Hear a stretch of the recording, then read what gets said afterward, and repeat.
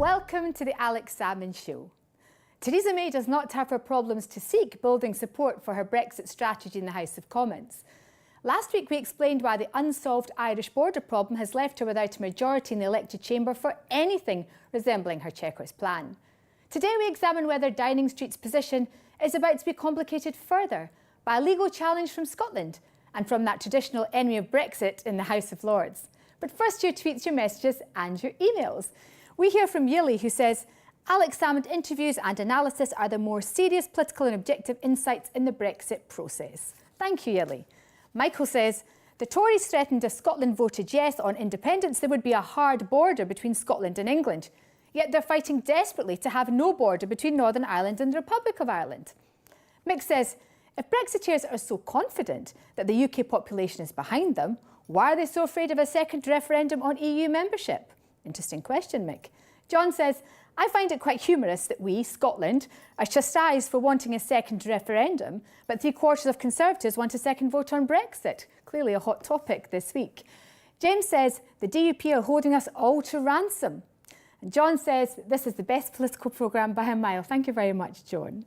Sean goes on to say, Labour don't have a clue what they want.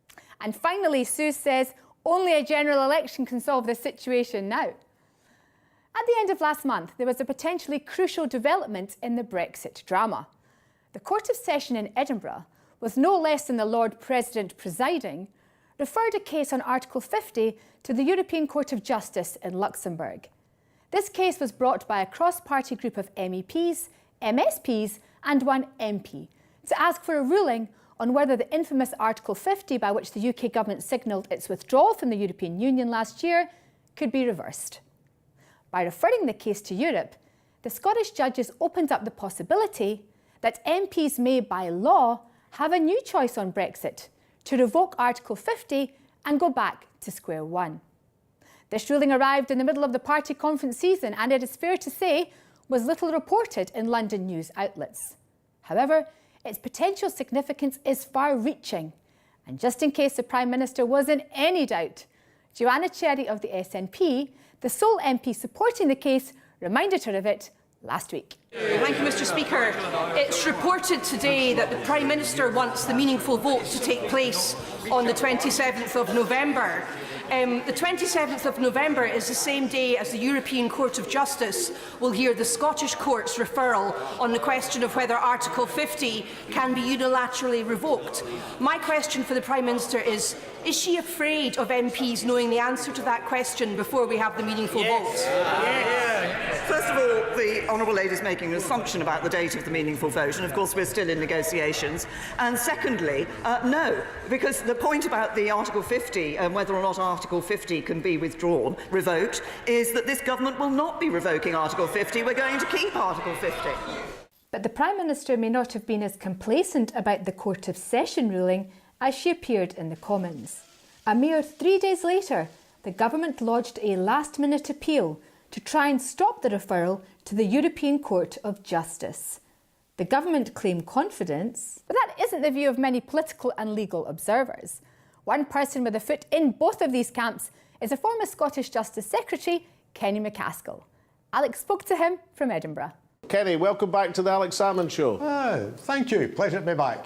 Now, this case that's been to the Court of Session and has now been sent to the Luxembourg Court of Justice, this could be a really big deal. Can you explain it to us?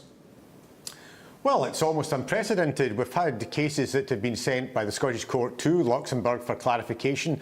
Minimum unit pricing on alcohol was one, and there's been other things. But I racked my brains and I can't think of anything that wasn't restricted to the Scottish jurisdiction, and it's something where Scotland's going to be pivotal for the whole of the UK. So it's a fast-track procedure that will clarify the law in Scotland, but the law in Scotland will have application across the whole of the UK. Now, as I understand it, there's 6 parliamentarians from the European Parliament, the Scottish Parliament, and crucially the Westminster Parliament, and the former Joanna Cherry, the SNP spokesperson, who are taking this case on a cross-party basis.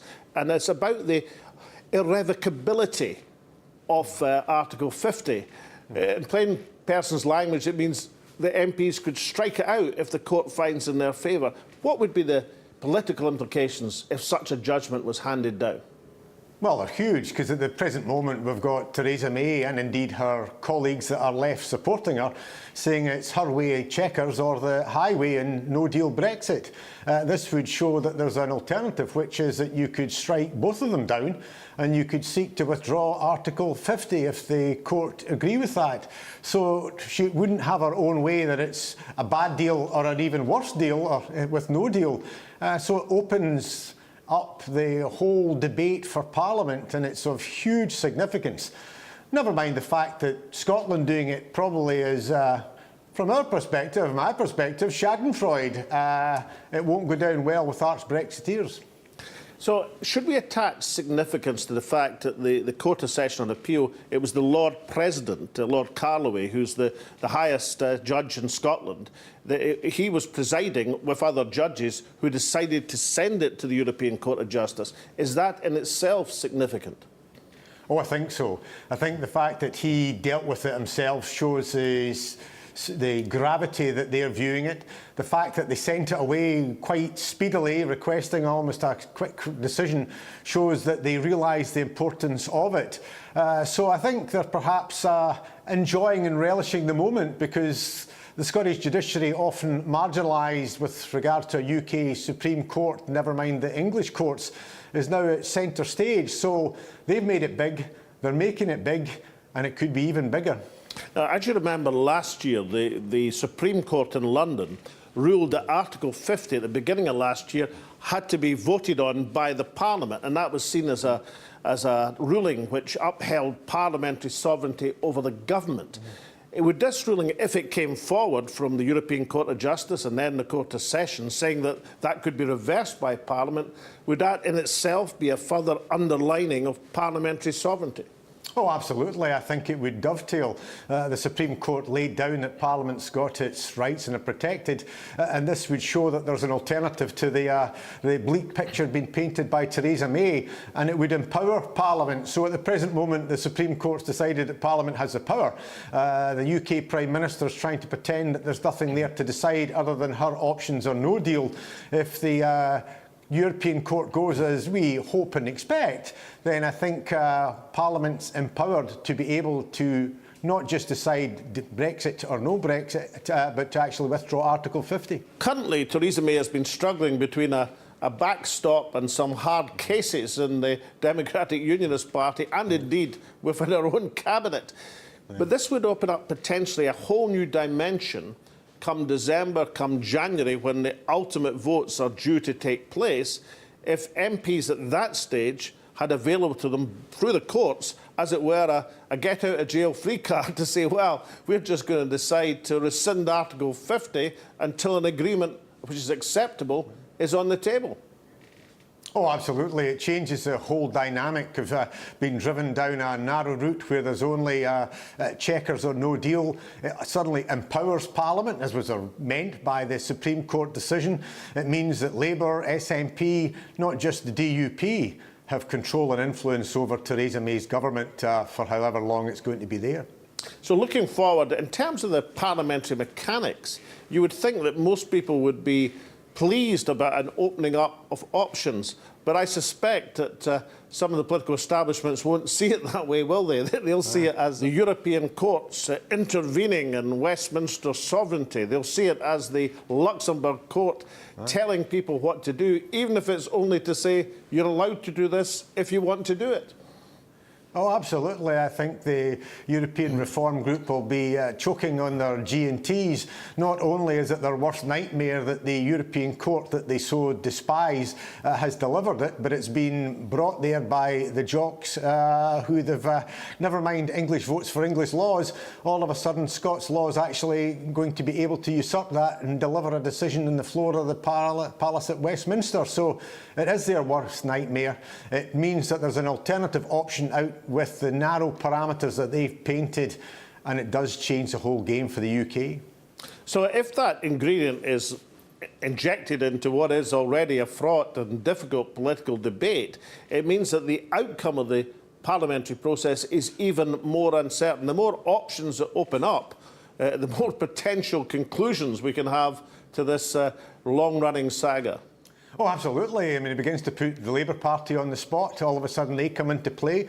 Not only does Jeremy Corbyn perhaps have to be firmer and more decisive about where he's actually taking the Labour Party, but those recalcitrants like Caroline Flint, who seem to think that they can vote with the Tories against the better interests of their constituents, whatever they voted in the Brexit referendum, are also going to be put on the spot. So it's no longer just the Tory majority propped up by the DUP. All of a sudden, everybody has a vote. The SNP will have a considerable influence, not just because of the Scottish Court's decision, but because of their numbers. And it opens it all up, and it's all there to play for in terms of whether Brexit even happens and whether we can get Article 50 rescinded. So we could have a situation where it's not just the dreary steeples of Fermanagh and South Tyrone, it's not just the Luxembourg European Court of Justice, it's the Court of Session in Edinburgh who's effectively dictating the future of Britain in Europe. Well, it'll certainly have been the Trojan horse, which is how I think the Jacob Rees-Moggs of the world will do it. The Scottish Court will have hopefully managed to deliver the opportunity to withdraw Article 50.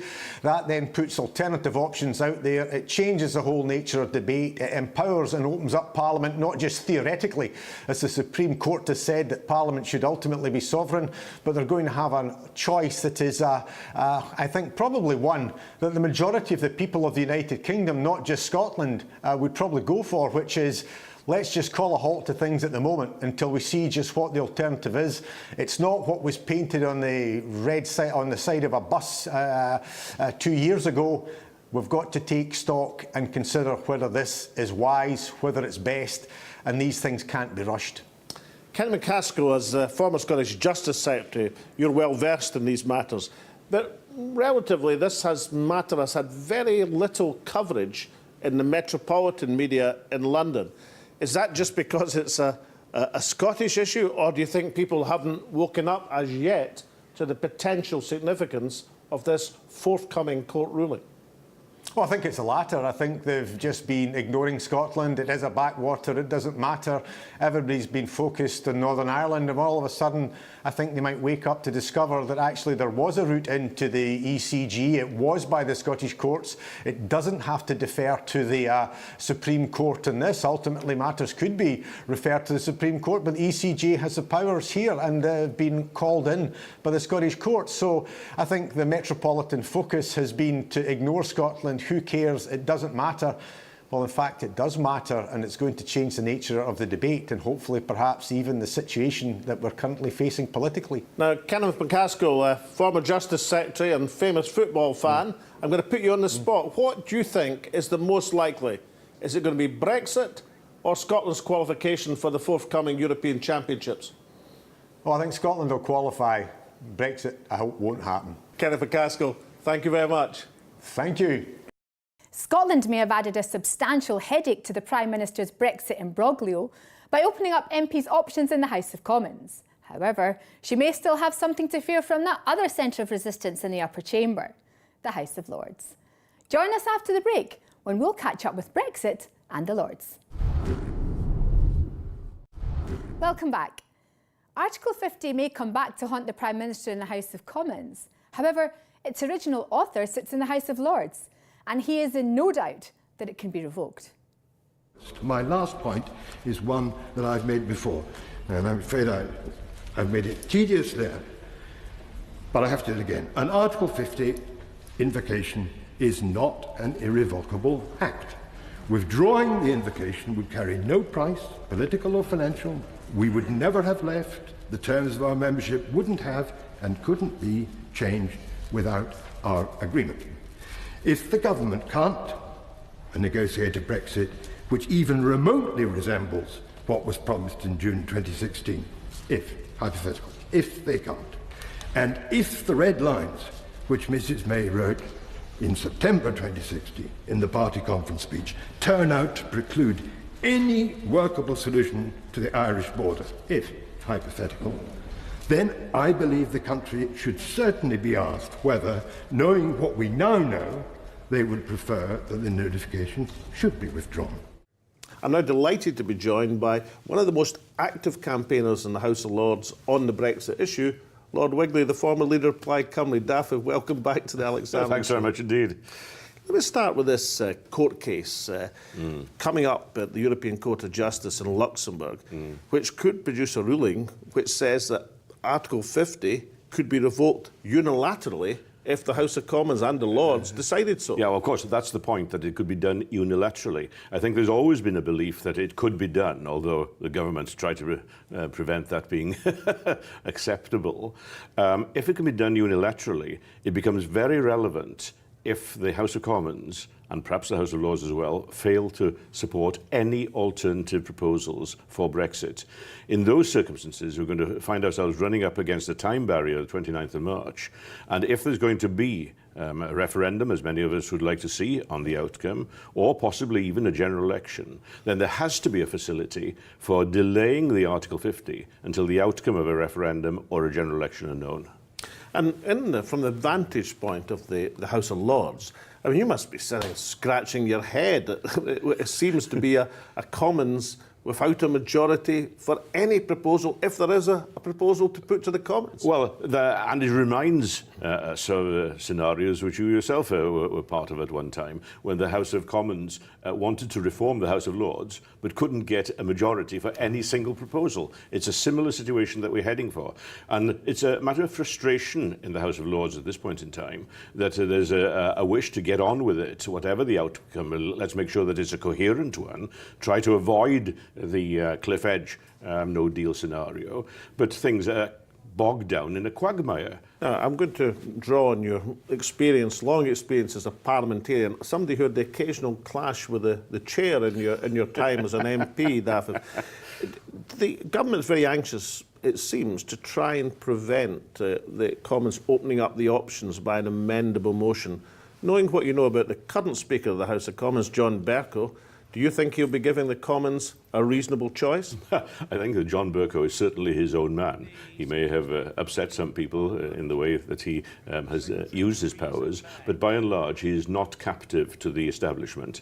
And therefore, if there was a motion arising in the House of Commons to give a greater freedom to the House, perhaps to set standing orders on one side for those purposes, I can well imagine Speaker Bercow being amenable to that sort of way forward. And as a parliamentarian, surely that is the right thing to do. Well, the right thing to do is to allow Parliament to consider all the options that deliver the best outcome in what is an immensely serious issue. Now, that we must not allow the rules and regulations and the red tape and the procedures of Parliament to prevent the reaching of the best outcome for the peoples of these islands.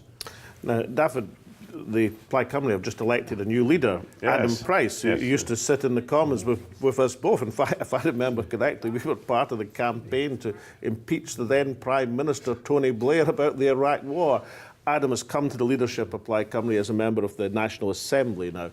How do you see his prospects of lifting Plaid to greater success? Oh, Adam is an outstanding parliamentarian when he was here and a character in the National Assembly. He has a vision that runs way beyond Wales, and he has an inspiring quality that can boost Plaid Cymru's membership and activism. And I think we're opening a new chapter. Perhaps we might even be following the road that Scotland has shown us.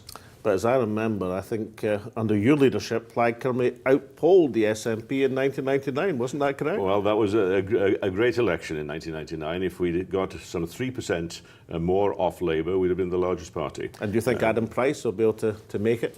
Well, I'm quite certain he has that capability, but even more so that he has the vision to do something with the job when he gets there, and that he can play a role for Wales as you did for Scotland. Lord Wigley, you're a member of one of the key committees studying Brexit. I know you're limited in what you can say about the evidence that you received in confidence, but generally speaking, I mean, that evidence, does it indicate that some of the warnings that have been freely given and publicly uttered are not exaggerations or doom-mongering, but may well come to pass if those are a no-deal Brexit? Oh, very much so. I mean, it's the trade subcommittee that I'm on, and we look at matters such as the transport issues, such as how London is going to cope with Brexit.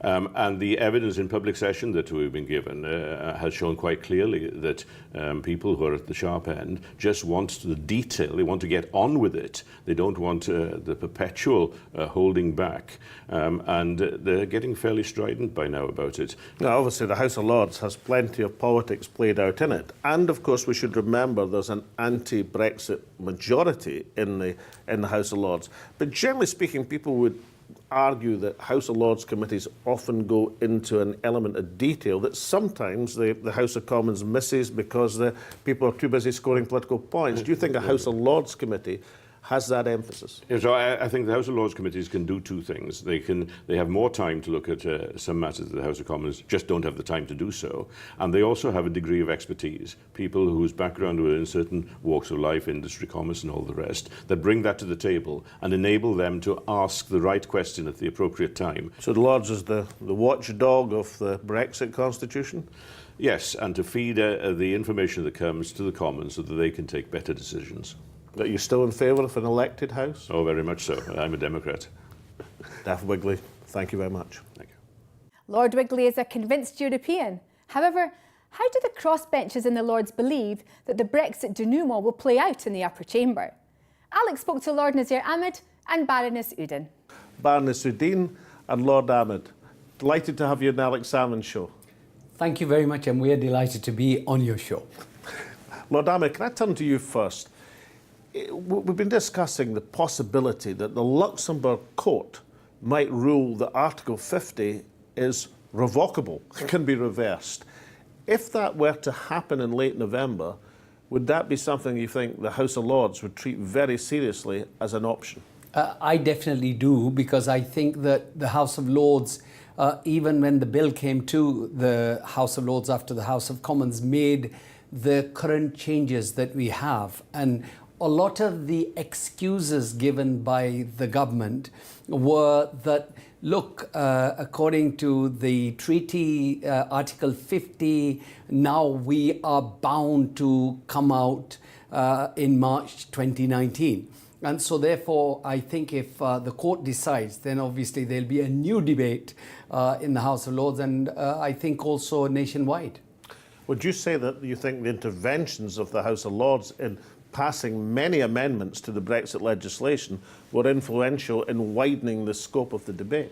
I'm not quite sure what the difference was in terms of, I think it's about 1,000 more amendments difference in terms of the scrutiny provided by the House of Commons and the House of Lords. So you can see the breadth of knowledge and thinking and dedication to having a proper, thorough discussion and a meaningful outcome for what has been a constitutional and public mess. In the House of Lords, you have a very different kind of mentality. Obviously, there are three whips of which are very strong: Conservative, Labour and Liberal Democrats.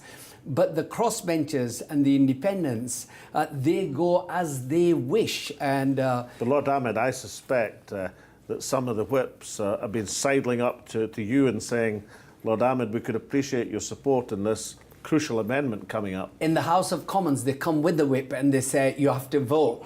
In the House of Lords, they beg and they say, please, can you stay behind? Could you please support us on this particular? So I think the whole thing changes in the House of Lords, and people, when they have their own conscience and belief, and if they've been lobbied, we tend to certainly vote with conscience. And of course I vote with the Labour Party because I was part of the Labour Party. Liberals also ask me, there may be independents or rather crossbenchers who have amendments, and we support them too. But you don't have the same pressure. That's the point I'm making. You don't have the same pressure, because you would have known many colleagues in the Labour Party or Conservatives who would not even know what the amendment is, but they know that they've got to vote yes or no in the lobbies. Lord Wigley, who I interviewed slightly earlier, made the point that there's an analogy between Reform of the Lords and Brexit. And if you remember, Reform of the Lords had so many options, but not a single one of them could carry a majority. Now we have a Brexit where it's possible there is no majority for any of the options, even if they were to arrive at one. Yeah. Can you see the similarity? Well, we made such burak, as Scottish would say, and a big, big mess, that is, another translation. I don't know. I think that there is no simple solutions either for Brexit now, given what we've done, or the House of Lords reform, although I wait for the day that it is an all-elected House. If, in a word, you were to look at that crystal ball for the early part of next year, will Brexit happen, yes or no, Baroness Udine? No. Lord Ammett? I think if Theresa May gets it her way, she's trying to do that, but I think there are a lot of difficulties so far.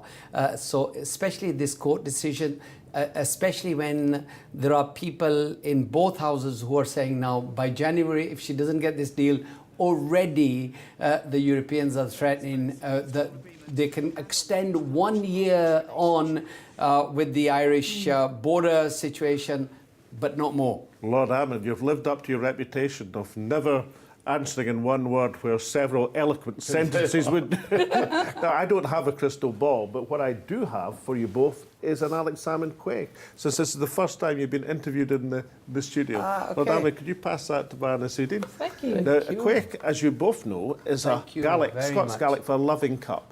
Traditionally, it's Scotch whisky, but Iron Brew is an excellent drink, and it's Scottish, and the Quaich can accommodate Iron Brew. And will orange juice persevere the stain? I love Iron Brew. Only if it's I've Scottish. never had it, so that's... Iron Brew's excellent. Pass it round all your friends in the upper chamber. Yeah, no, we have it. So. Thank you so much to you both. Thank you very much. Thank you, Alex. Over the last few months, the government have been keen to set the terms of the Brexit debate's final stages, at least in parliamentary terms. They hoped they'd be able to claim Commons assent for the promised meaningful vote on an unamendable take-note motion. Standing in their way is the still formidable presence of the Speaker of the Commons, John Bercow, under fire, but reportedly determined to allow the Commons a proper choice of amendments. And then there is the Upper House. If the Commons were to pass a Brexit plan by a big majority, it is unlikely that the House of Lords would be a decisive spoke in the Prime Minister's wheel. However, Theresa May would settle for a majority of one right now, and the noble Lords might still have a hand to play. Finally, there's just the possibility that a Luxembourg court ruling on Article 50 might be the straw that breaks the camel's back. Faced with mounting problems and uncertainty with time running out, it is possible that MPs might, if they're able to vote in that direction, stop the clock on Brexit while they allow the people to decide in a general election or a further referendum. It is said that the last possible date for a meaningful Commons vote is the week beginning the 13th of January 2019. The Romans were told to beware the Ides of March. For Theresa May, the Ides of January may be every bit as dangerous. And so from Tasmina and myself and all at the Alex Salmond Show, it's goodbye for now.